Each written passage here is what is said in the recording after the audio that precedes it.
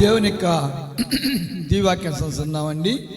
ఆశ్చర్యకాడు, సర్వోన్నతుడు, సర్వకృపాని తండ్రి, నిన్న నేడు ఏకరీతిగా ఉండి మన మధ్య సంచారం చేస్తూ, మనల్ని ప్రేమిస్తూ, మనల్ని దీవిస్తూ, మనల్ని ఆశ్రయిస్తూ, ఆయన కృపా మహాప్రభావం చెప్పిన పవిత్ర సమయంలో మనందరితోనూ దేవాదేవుడు మాట్లాడడానికి అంగీకరిస్తూ ఉన్నారు. 1 కొరింథీయులు 14:28. 1 కొరింథీయులు 14:28. 1 కొరింథీయులు 14:28. అర్థము చెప్పేవాడు లేని ఎడల అతడు సంఘములో మౌనముగా ఉండవలెను గాని తనతోను దేవునితోను మాటలాడవచ్చును. అర్థము చెప్పువాడు లేని ఎడల అతడు సంఘములో మౌనముగా ఉండవలెను గాని తనతోను దేవునితోను మాటలాడుకొనవచ్చును. అర్థము చెప్పువాడు లేని ఎడల అతడు సంఘములో మౌనముగా ఉండవలెను గాని తనతోను దేవునితోను మాటలాడుకొనవచ్చును. వాక్యాన్ని దేవుడు వెనుకడ రాసించగాక. ఇది యెహోవా వాక్కు. సర్వేశ్వర గ్రంథంలో యొక్క రాత్రి సమయంలో దేవుడు మాట్లాడమాట, నేనే మాట్లాడుచున్నాను నా ప్రియులారా, నేనే మాట్లాడుచున్నాను. యొక్క అపోస్తలుడైన పౌలు గారు సంఘం కట్టినప్పుడు, సంఘం యొక్క భవిష్యత్తులో ముందు సాగుతున్నప్పుడు కొరింథీ సంఘం గురించి వీళ్ళు బాగా తెలుసు. కొరింథీ సంఘము మరి ఎంత తిరుగుబాటు సంఘమో, కొరింథీ సంఘములో అన్యులు మరి వారి గురించి చాలా భయంకరంగా చిత్రీకరించబడింది. అటువంటి సంఘానికి నాయకుడిగా మరి అపోస్తలుడైన పౌలు గారు ఉండగా, వాళ్ళు విమర్శనాత్మకంగా వాళ్ళు అపోస్తలుడైన పౌలు గారు ఎక్కడైతే ఉన్నారో అక్కడ భాషలు, అక్కడ ప్రవచనాలు, అక్కడ దర్శనాలు, అక్కడ వాక్కులు, మరి అవలేలగా వాక్య పరిచయం చేసేవారు, మరి హస్తనిక్షేపణ చేసేవారు. ఇలాగ అనేక మంది వారి గుంపుల నుంచి లేచినప్పుడు ఇలాగా వారి సంఘంలో యొక్క భాషలు ఇలా మాట్లాడుతున్న సమయంలో అపోస్తలుడైన పౌలు గారు చెప్తున్నాడు, భగవంతుడు మాట్లాడినప్పుడు నీ భాషలు ఏమీ పనిచేయవు, అవి వేస్ట్. భగవంతుడు ఆయన మాట్లాడుతున్నప్పుడు మనం అందరం కూడా మౌనంగా ఉండి వినాలి. అప్పుడు దానివల్ల మనము ఆశించబడతాం. అవును, మనం 22 సంవత్సరాల నుంచి మరి ఎన్నో సంవత్సరాల నుంచి మనం ఉపవాసం చేస్తున్నాం. మన మధ్యన భగవంతుడు మాట్లాడుతూ వచ్చాడు. అదేమిటంటే యెరూషలేము నిర్మాణం చేయబడుతుందని. అయితే మనం అందరూ అనుకోవచ్చు, ఇది అన్నయ్య గారి తెలివి చేత, లేకపోతే సంఘం యొక్క శక్తి చేత, లేక ప్రవచన బలం చేత అనుకోవచ్చు. కానీ ఈ రహస్యాలు మన ఎవరికీ తెలియని మనలను దేవుడు సమీకరించుకొని సుమారుగా 22 సంవత్సరాల నుంచి ఏకదీక్షగా మాట్లాడుతున్నాడు. ఈ మాటలు మనం వాటిని వింటున్నాం, కార్యరూపం కాకపోవటం, మనం అలా మౌనంగా ముందుకు సాగుతున్నాం. కానీ పట్టుమట్టికి వదలలేదు. కడతాడా చూద్దాం. అది సుమారుగా 2 సంవత్సరాల కిందట హోలీ ల్యాండ్ విషయంలో దేవుడు బయలుపరచబడ్డాడు. నెక్స్ట్ మళ్ళీ మౌన ప్రాంతంలో బయలుపరుచుకుని మరి పరమేశ్వరం స్థలాన్ని సిద్ధపరిచాడు. అయితే ఆనాడు ఇశ్రాయేలు మధ్యకి వచ్చిన దేవుడు మరి మోషేని ముందుకు ఆకేశాడు, అబ్బాయి బయలుదేరమని. మోషే ఎన్నో ఆటంకాలు చెప్పాడు. అయితే మోషేతో దేవుడు ఏం చెప్తున్నాడు అనేది ఇక్కడ చెప్తున్నాడు. నేనే మాట్లాడుతున్నాను, మోషే మాట్లాడట్లేదు, మోషేతో దేవుడు మాట్లాడుతున్నాడు. ఎక్కడికి వెళ్తా అండి, నీవు ఇక్కడి నుంచి బయలుదేరి వెళ్ళిపోతున్నావు. అయితే మోషే ఉన్న స్థలం నుంచి బయలుదేరి వెళ్ళటానికి అనేక ఆటంకాలు ఉన్నాయి. ఎటువంటి ఆటంకాలు అంటే, ఒక పక్కనే ఎర్ర సముద్రం ఎదురవుతుంది, ఓ పక్కనే ఎడారి ఎదురవుతుంది, ఓ పక్కనే రాజు ఎదురవుతున్నాడు, ఓ పక్కనే అరణ్యం ఎదురవుతుంది. ఆ దాటలేని స్థితిలో ఉన్న ఇశ్రాయేలు 430 సంవత్సరాలు ఒక బోరులో పెట్టబడ్డ యొక్క ఎలక ఎలా ఉంటుందో, లేక ఆ కర్రకి కట్టబడ్డ దూడ ఎలా ఉంటుందో, అలాగ 430 సంవత్సరాలు వాళ్ళ తెలివి చేత కానీ, వాళ్ళ జ్ఞానం చేత కానీ, వాళ్ళ బలం చేత కానీ బయటికి వెళ్ళలేకపోయారు. అయితే ఎప్పుడైతే దేవుడు వారి మధ్యకి వచ్చాడో వాళ్ళ మార్గాలు సరళం చేయబడ్డాయి. మార్గాలను సరళం చేసిన తర్వాత మోషేతో దేవుడు మాట్లాడుతున్నాడు. చూద్దామండి, ద్వితీయోపదేశకాండం 10వ అధ్యాయం 12వ వచనాన్ని చూద్దాం. దేవుడు ఏం మాట్లాడాడు చూద్దాం. కాబట్టి ఇశ్రాయేలు నీ దేవుడైన యెహోవాకు భయపడి ఆయన మార్గములన్నిటిలో నడుచుచు ఆయనను ప్రేమించి నీ దేవుడైన ఇక్కడ యెహోవా ఒక మాట చెప్తున్నాడు మోషేకి.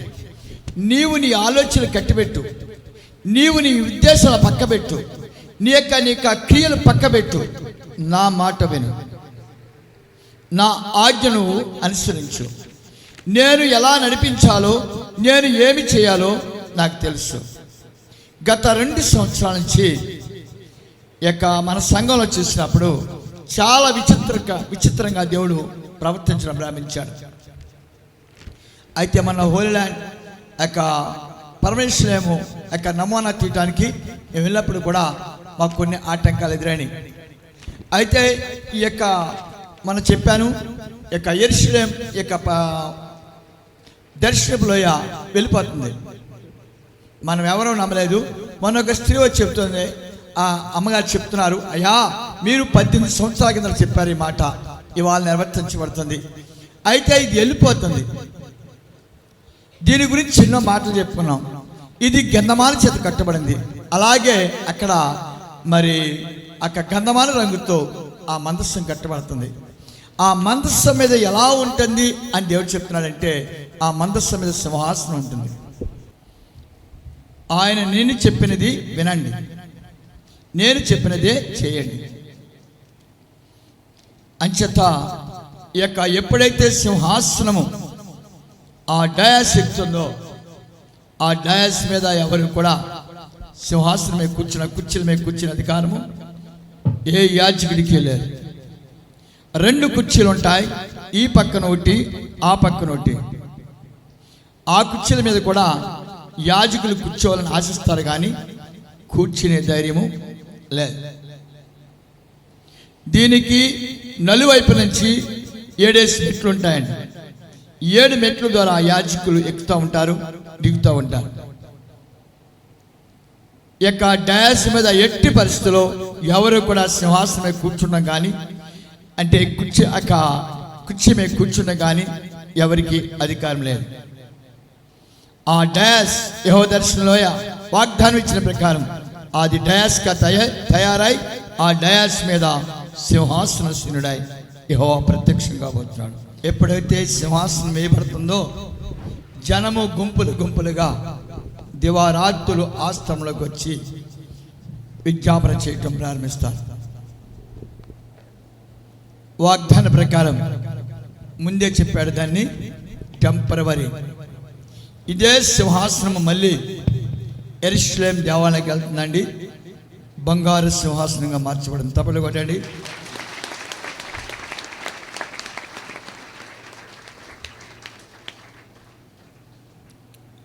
ఇదే దర్శనపు లోయ ధ్వజస్తంభంగా మార్చబడి, ధ్వజస్తంభం మీద బంగారు ఒక రూపం కలిగి నిత్యము దీవిస్తూ ఉంటాడు. తబల కొట్టండి.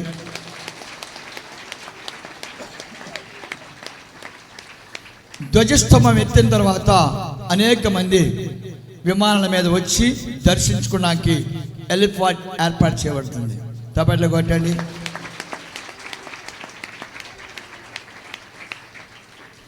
అంచేత ఇక్కడ మోషేతో చెప్తున్నాడు. మోషే చాలా అమాయకుడు. అతని జీవితాన్ని బలిపెట్టుకున్నాడు.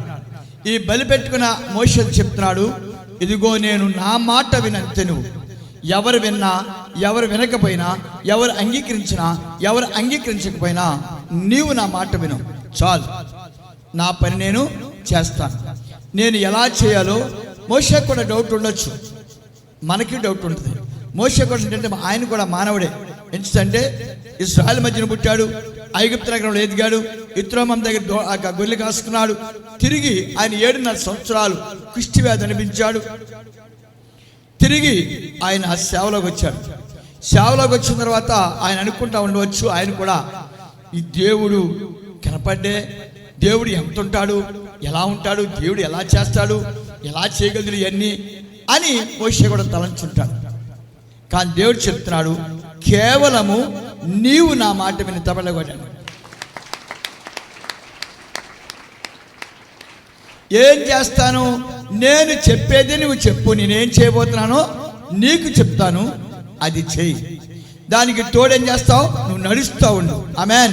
నేను నడమన్న మార్గంలో నడు. ఆమెన్. నేను తీసిన దారిలో నడు. ఆమెన్. నీ ముందు నేను నడుస్తూ ఉంటాను. మోషే దేవుని మాట 100 విన్నాడు. ఎందుకు విన్నాడు మోషే అనేది చాలా ప్రాముఖ్యమైన విషయం. ఎందుకు విన్నాడు, ఎలా వినగలిగాడు చూసినప్పుడు బైబిల్లో మోషే 2 మౌన ప్రార్థనలు, చాలా కఠినమైన మౌన ప్రార్థన చేశాడు. మౌన ప్రార్థన ఎలా ఉంటుంది అని చాలామంది, మౌన ప్రార్థన అంటే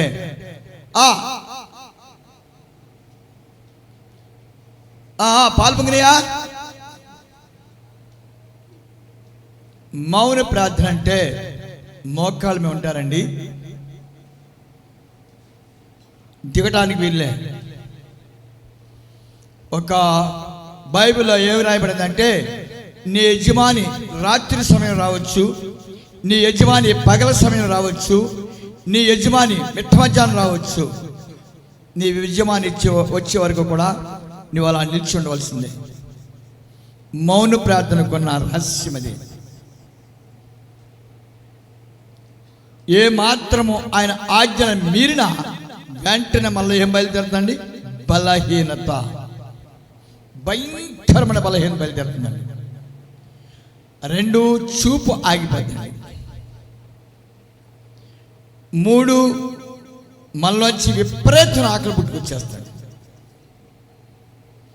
మనిషి మాట్లాడతాడు, మనిషి మాటలు వింటాడు. కలవరం బయలుదేరుతుంది. మౌన ప్రార్థనలో ముఖ్యంగా కావాల్సింది చెవులకు దూదులు ఉండాలి. మౌన ప్రార్థనలో కావాల్సింది ఈ 2 కళ్ళు మూత వేయబడి ఉండాలి. మౌన ప్రార్థనలో కావాల్సింది ఏ నిమిషమున ఆయన మాట్లాడతారు. ఎలా మాట్లాడతారంటే మన సినిమా ఎలా చూస్తామో అలాగే కనిపిస్తుంది మౌన ప్రార్థన. మనం వెళ్ళిన తర్వాత ముందర వచ్చేది ఎవరంటే మత్తయి 4వ అధ్యాయం ముందర ఎవరిస్తో చూద్దాం.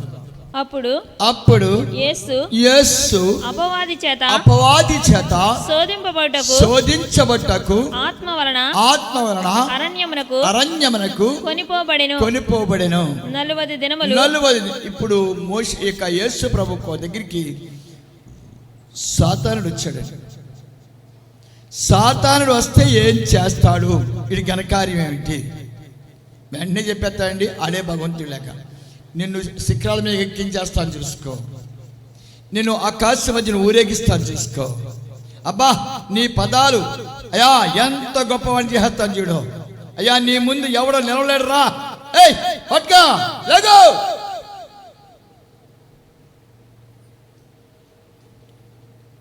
అలాగా 3 రోజులు ఆడి చరిత్ర కానిస్తాడు.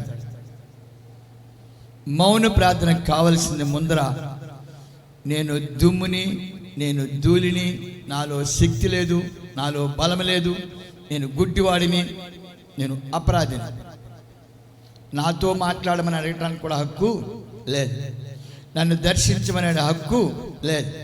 ముందర ఆల్ బాడీ ఖాళీ అవ్వాలి. బాడీ అంతా ఖాళీ అయిపోవాలి.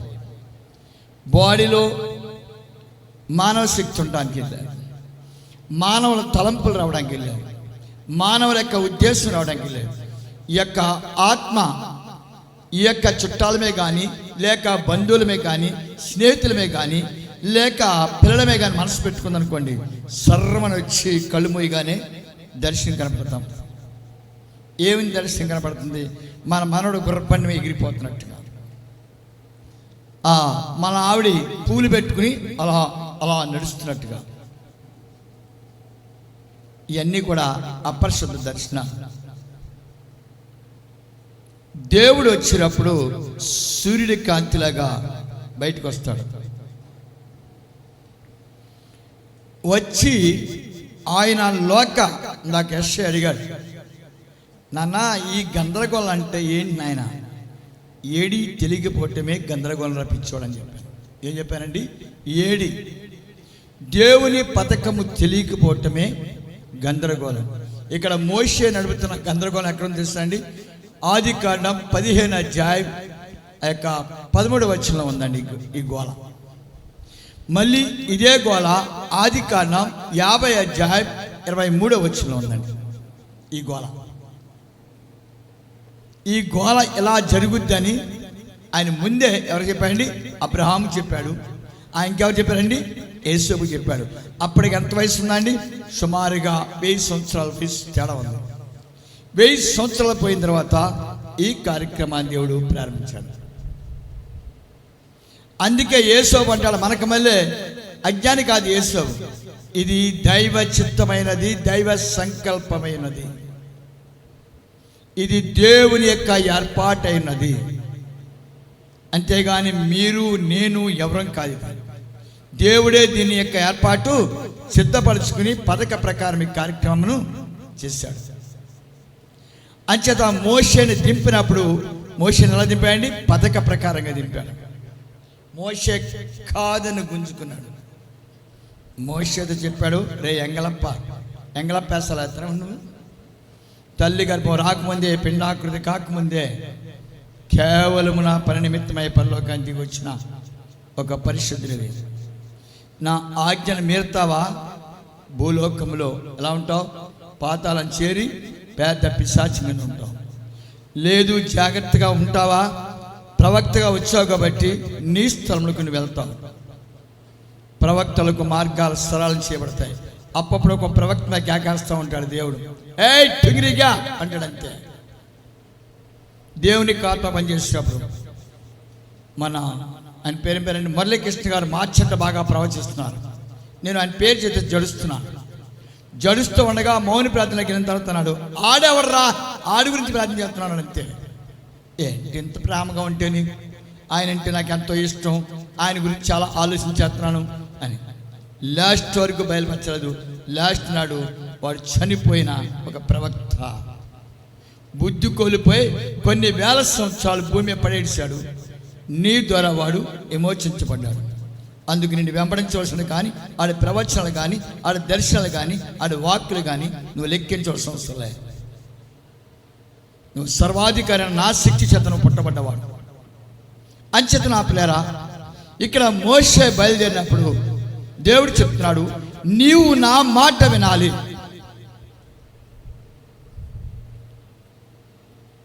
ఎవరి మాట వినాలంటే అండి?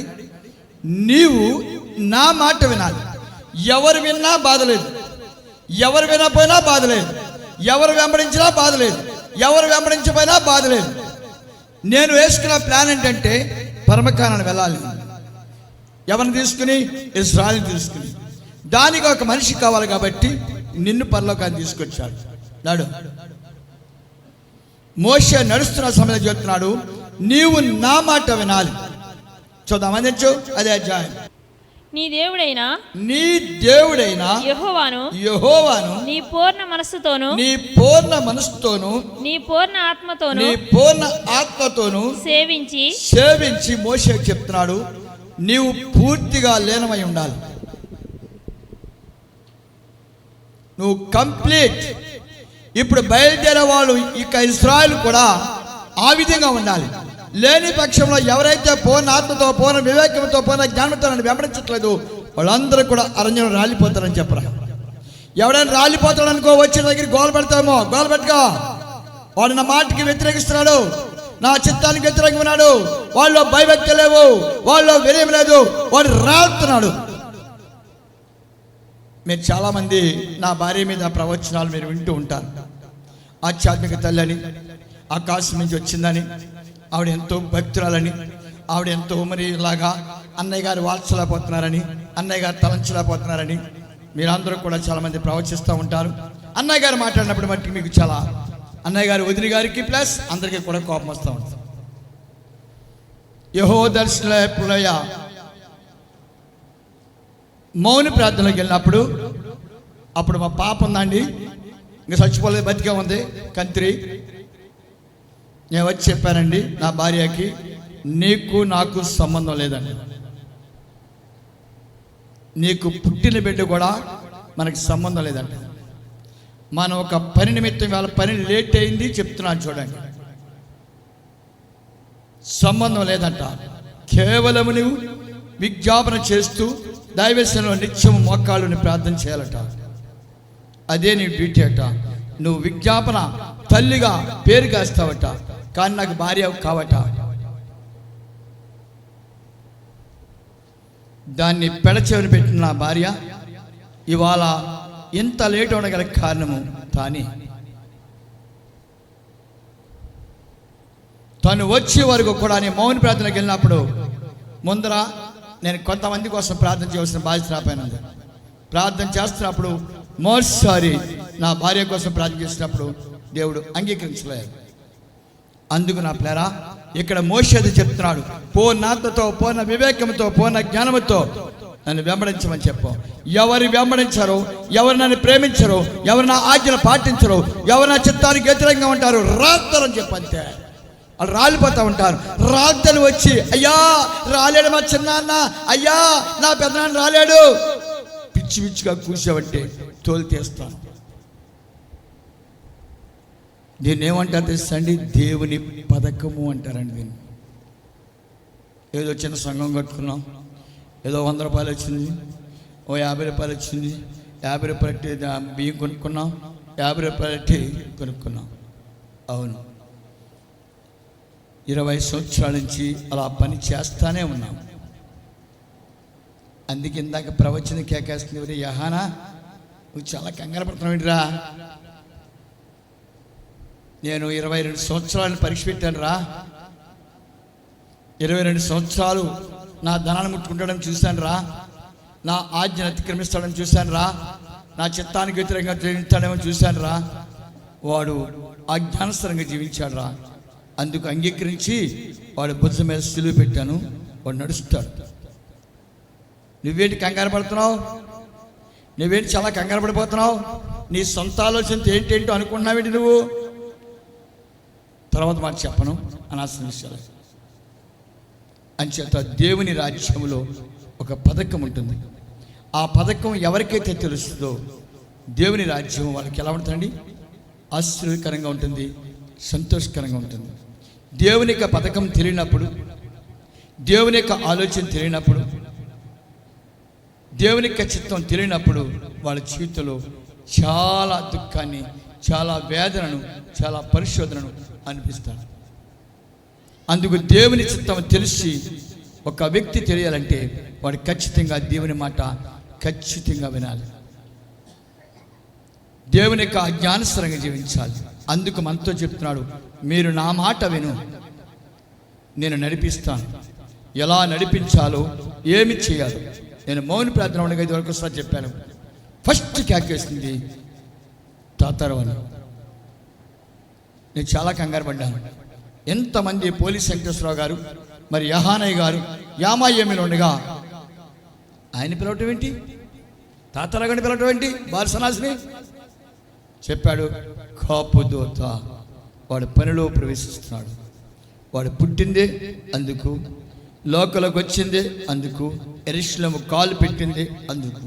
శాశ్వతముగా యెరూషలేముకి వాడి కుటుంబాన్ని అంకితం చేస్తున్నాను. వాడి ద్వారా నేను అనేక కార్యాలు చేయబోతున్నాను. అందుకు నువ్వు ముందు తాతారావు కౌరంపు. తాతారావు లేకుండా ఏ పని చేసినా పని ఆగుద్ది తెలుసుకో.